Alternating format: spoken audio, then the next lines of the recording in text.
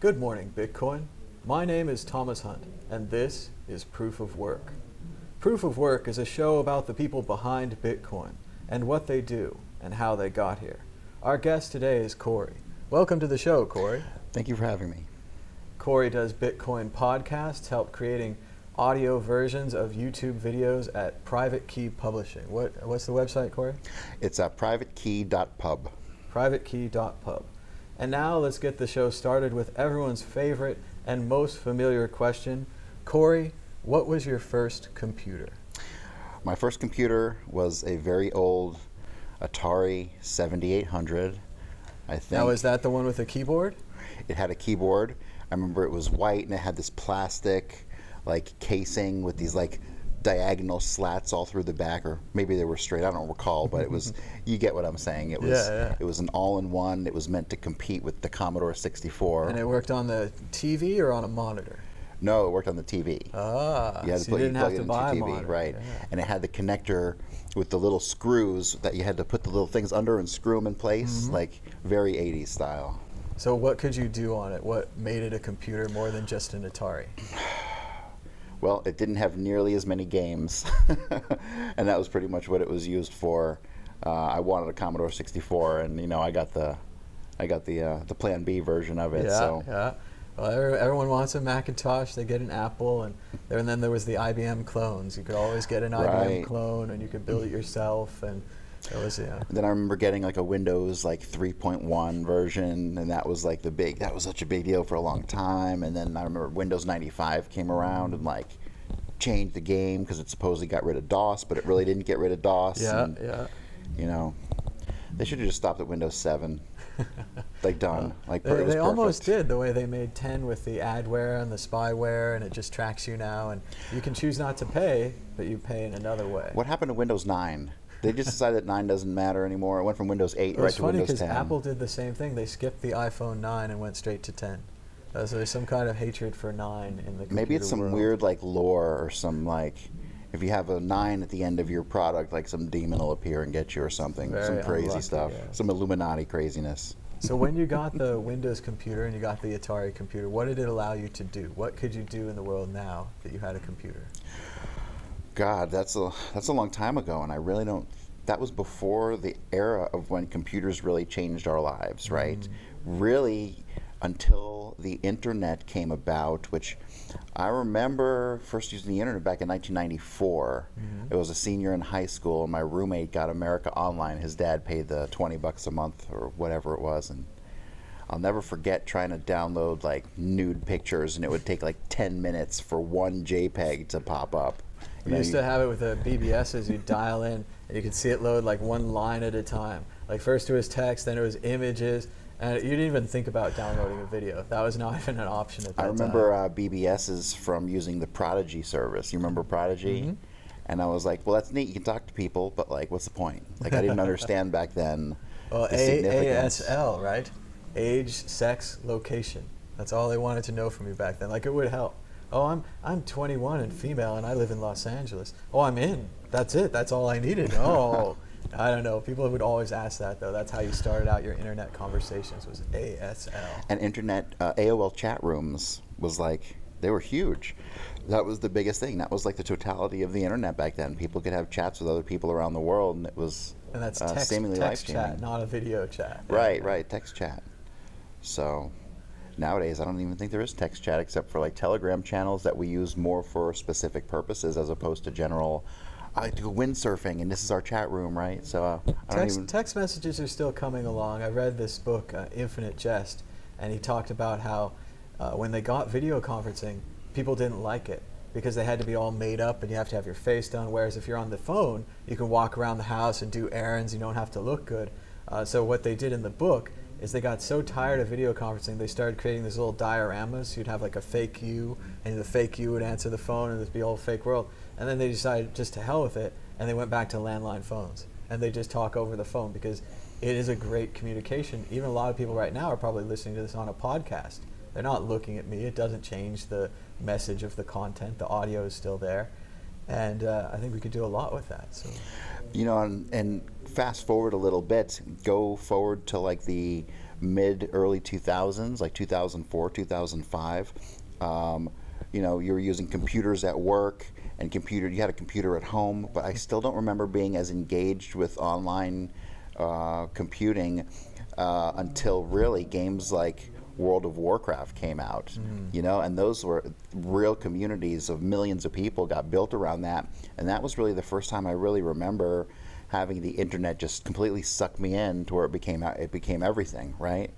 And it's kind of an add-on to the text chat, because a lot of the Warcraft wasn't just the fighting, it was like forming your guild and then going out to fight and everyone being on time or having an organization. I mean, I mainly know it from the South Park episode, but you have to bind your spell to key number 5 and you have to have a healer, and there's all these different organizational structures that go on in the game, and it really is more about communication than just about, you know, playing a game. You can't just jump in and kill everything.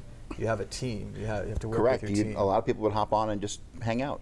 Yeah. And they wouldn't even do any of that stuff. They would just go and they would like pick herbs or mine ore, and they would just talk to people. They're saying that now about Fortnite, that the kids are just hanging out in there, and they're just chatting and hanging out, and you can go around and shoot people, and I guess you can build forts at the same time. And the kids are way into it, and it's just a social thing. I think of it like they're all playing Quake. They should be good at it, but no, they just go and hang out. It's kind of funny though, because you had I don't know if it's even considered a game, but things like Second Life came out, where you could live a second life in the computer online, but those never had the kind of draw that something like a World of Warcraft that had other purposes, right? So when they build a world just for people to get into, to congregate, and to do whatever, those don't seem to really take off as much as a game style would, you know? Well, it's a lot like what they said in The Matrix, that they made a perfect world for the humans, and the humans kept rejecting it. You damn humans can't enjoy a perfect world. You need struggle, you need challenge. And if you think about that great episode of Rick and Morty, where he goes into the computer and he plays someone else's life in virtual reality, you wouldn't want to play a boring life. You'd want to play a life with struggle, with challenge, with setbacks, where decisions have consequences. Because when they stop having consequences, you stop being interesting and things get boring. And I think that's what they're saying in The Matrix. They're like, yeah, all these people sitting around in the perfect world, they're so bored that they kept waking up.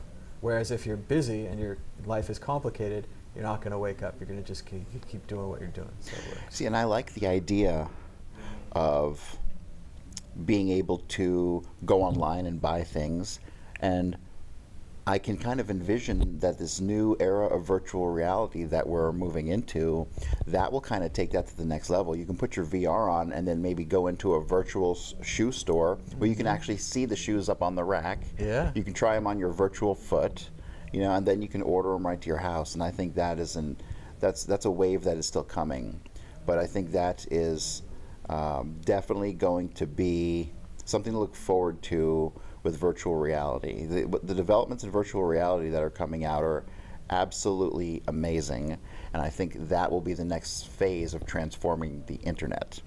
Although putting on those big, bulky virtual reality headsets, that's going to have to change at some point. I think when they have a virtual reality headset that's like a pair of sunglasses that you can just put on that easily and get all of the sensory stimulation that you would get from the real world, I think that's going to be the game changer, because too many people don't want to sit at home with this big heavy thing on their face. Yeah, I mean, you can feel it. A lot of them are really heavy, like the PlayStation 1. It's fun and it's cheap, but you feel the weight of it. I don't know how long you could play on my neck. Maybe your neck's better. But I think that's a good idea. I'd also heard Vinay Gupta, he made a speech that I saw recently where he was talking about this VR and the blockchain, and he had some kind of idea that he was going to put 3D matter onto the blockchain. So you could 3D print the clothing, and then you could try it on in virtual reality, you could print it out, and it would be right there when you took the goggles off. It would already be there. But of course he involved a blockchain somehow. I don't know why that's necessary. But I do think that we'll be 3D printing clothing at home, trying it on in virtual reality. I just don't think we'll need a blockchain. You know, 3D printing is pretty amazing. I don't think it's where people expect it to be quite yet. I think one day 3D printers will kind of work like the like the what is it called on Star Trek, where they hit the button and they say what the replicator, like the food replicators on Star Trek. One day it might reach that point, and they'll be able to print super fast and dry super fast, or however it works. But 3D printing is doing some pretty amazing things. The combination of virtual reality, the internet, and 3D printing could really change things, but also it's a very disruptive. You have companies that are selling actual products. Companies coming in that you can 3D print at home will disrupt those type of products. If I can 3D print a pair of shoes, why would I ever go to the store to buy some Nikes when some cool designer has some amazing blueprints or plans that you can just print from your house? I think that's going to be a game changer. Well, it starts out small. We can 3D print replacement parts. We can 3D print a pizza, but then you can also 3D print a gun at home. So it does really change things fast. And especially the 3D printer that you can make the pieces for, it can make its own 3D printer you can put next to it. That's bad for the 3D printer company. And there's this great old short story where they get a replicator, and they have this department store in the 50s, and what they decide to do is sell everything but one copy of the dress, because now you only need one copy of the dress, and how this really changes retail.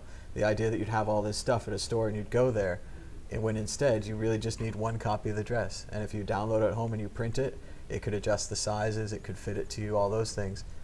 We don't need all this duplication, so all these warehouses full of old clothes or docks full of cars, we're going to need much less. It's much more print on demand, print to order. See, one possibility is when you look at like the Star Trek universe, where there's no money and you just can print things and everyone does what they want to do because they enjoy what they're doing.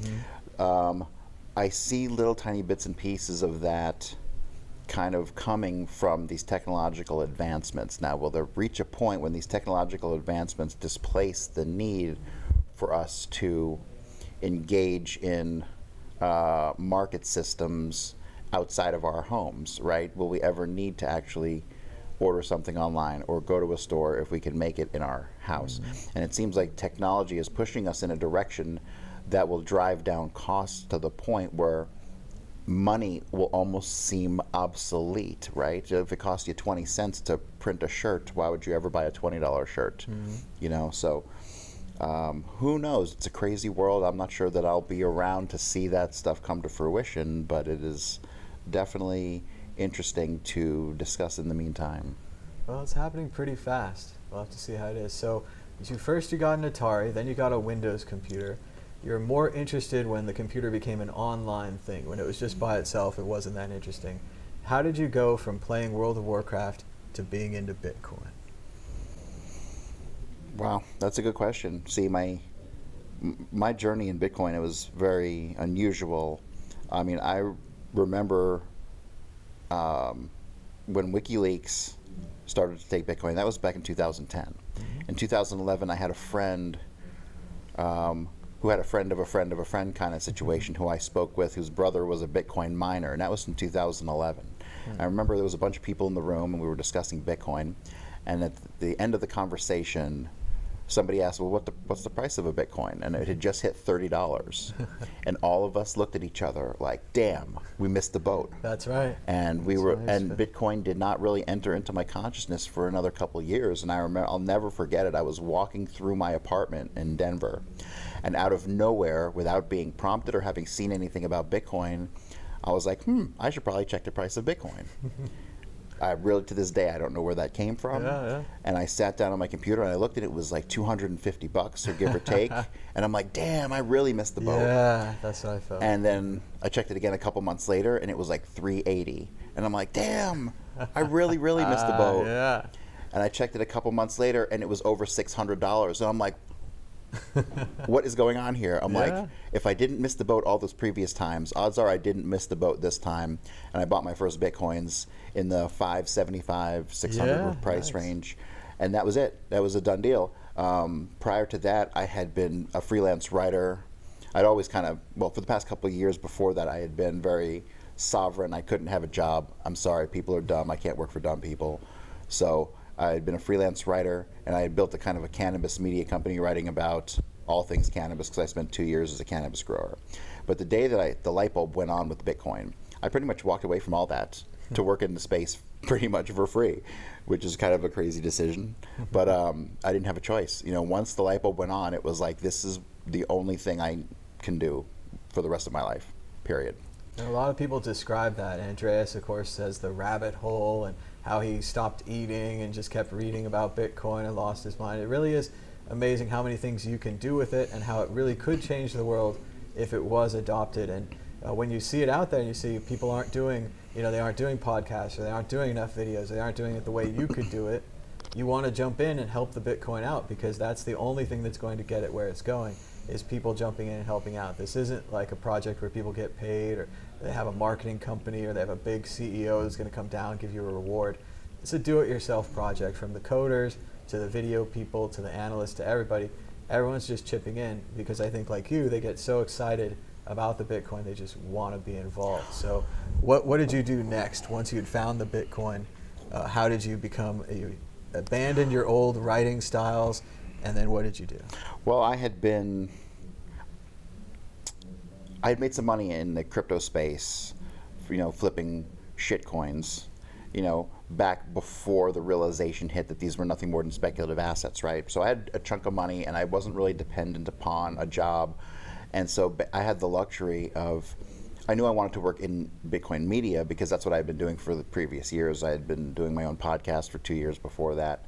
And so I realized that I need to work in Bitcoin media, and I needed to figure out who I needed to work with, right? I didn't want to start something new. I had no background. I was not an expert on Bitcoin. I just knew I needed to move in and do something to support what was going on.